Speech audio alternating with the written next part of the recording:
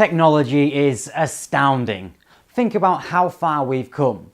It took humans 50,000 years to migrate from Africa across Asia, and now we can send a transmission 4.67 billion miles to a probe by Pluto in a little under 5 hours. That is progress.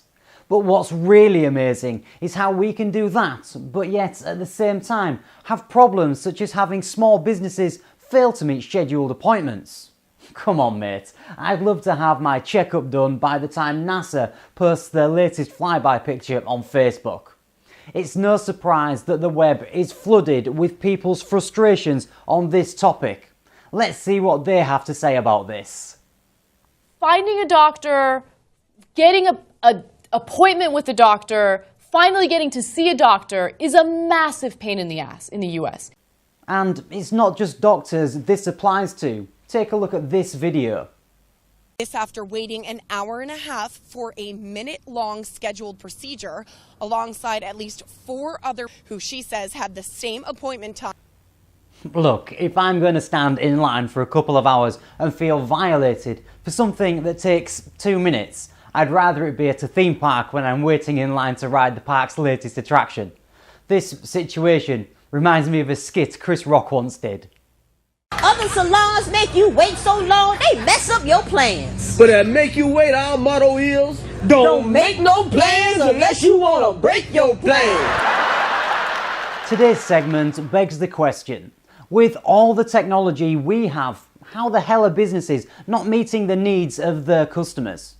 There are 27 million businesses making up 50% of the US GDP. Many of whom are pumping out 50% absolute shit service. One person fighting the good fight is Joe Thomas of Updater. He's a self-professed professional waiter. Joe has spent countless hours in waiting rooms representing payment processing companies. He also spent much of his younger days being a translator for his immigrant parents, and he tells us he can assure us that credit card processing was the least of their worries. I don't know what his hair colouring budget is these days, but it's probably substantial. His claims make sense because most small businesses are running on shitty software, outdated payment terminals, and service times that fluctuate more than Klinkle's valuation.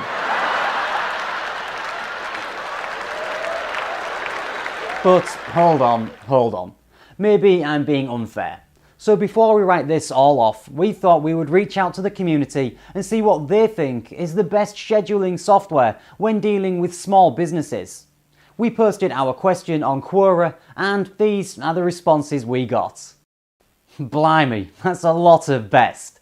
I guess this is one of those everyone gets a trophy kind of deals. Let's be real here, has anyone heard of any of these companies before, besides the CEOs that nominated themselves? We did our homework and tried them all. I've never been more inclined to go on a cross-country road trip equipped with my best Donald Trump impression just to tell all these CEOs that they're fired. Who would willingly use these services if they had actual options? These options are neither mainstream nor have funding to produce anything anybody actually wants to use. Guys, it's not that hard. If you can implement this 3-step formula, you would actually have something that people want to use. The 3 steps are 1 stop solution, 2 few language options, 3 major hurdles. Let's start with number 1, 1 stop solution. Nobody wants to find 5 different apps to do one thing. For instance, if you want reviews, you go to Yelp. You want medical appointments, you go to ZocDoc. You want reservations at restaurants, you go to OpenTable. If you want coupons, you have to go to Groupon. And if you want to manage rewards, you have to find another app for that. It's ridiculous. And all of this is assuming you are tech savvy and have heard of these companies I'm describing.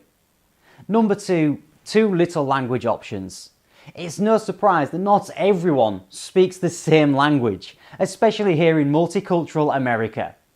It should also be a no-brainer that certain groups want to go to certain businesses. You might have Spanish going to Spanish-speaking businesses, or Jews who want to support other Jewish businesses. or even African Americans who want to find African American businesses that cater to their unique needs. Number 3. 3 major hurdles for businesses to overcome. First being brick and mortar functionality. When a business closes its doors, no money is being generated. Free appointment slots that the business has open should be available to the public to sign up for. No one wants to wake up super early just to check if a business has an open slot. This way the customer can make his appointment and the business can keep getting business. Next, being software structure. Small businesses will often try to avoid paying for something if they can find a free version, even if it's crappy.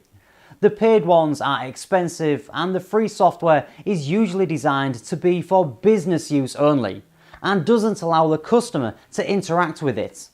This makes the customer have to go through the traditional route. Even if the business had an advanced live appointment system on their website, it's still a hard sell to convince the customer to go to the business's website for each and every business they go to. This is why it's crucial to have a one-stop shop that's mainstream. And the last hurdle being effectively communicating wait times. The most annoying step out of the whole appointment process is waiting for long periods of time. Some restaurants figured out a long time ago if they give the customer beepers, they can beep them when their time is coming closer. We don't need beepers now, we have smartphones that can do the same functions in real time. Not a single one of these small software companies do any of those 3. Let's look at the mainstream companies and see if they fare any better. Let's start with the search giant Google. Let's start by searching for African American hair salons near me. Google, you basically archived the entire internet and your only solution for me is to go to Yelp. Then what's the point of me using Google to look for local? By your admission, I should just use Yelp, and only Yelp. So it appears that while Google has been trying to do things like global connectivity, virtual reality, and convincing us all they are now Alphabet, they've forgotten about local and how people interact with what's around them. Let's take Google's advice and go to Yelp. They've been around for over a decade now, and I'm sure they've mastered the art of filters. When we get to Yelp's homepage, we are greeted by a great array of things. All this latest and greatest vibe is giving me nostalgia. Where have I seen this before? Oh, wait. Hey Yahoo, the North remembers, and winter came for you. If we look past the crap design and actually use Yelp, then this is what we get. When we search for Spanish-speaking doctors, we get results for Chinese herbs and Daniel Huang. Both results sound legit. When looking at the filter, there's nowhere for me to see if any of these businesses are available when I am, which defeats the purpose of me looking for an appointment. So while Google is using Yelp to help people find things, Yelp should consider using Google to find this little bit of information. Let me try one of the newer companies called MyTime that claims to help you with appointment making.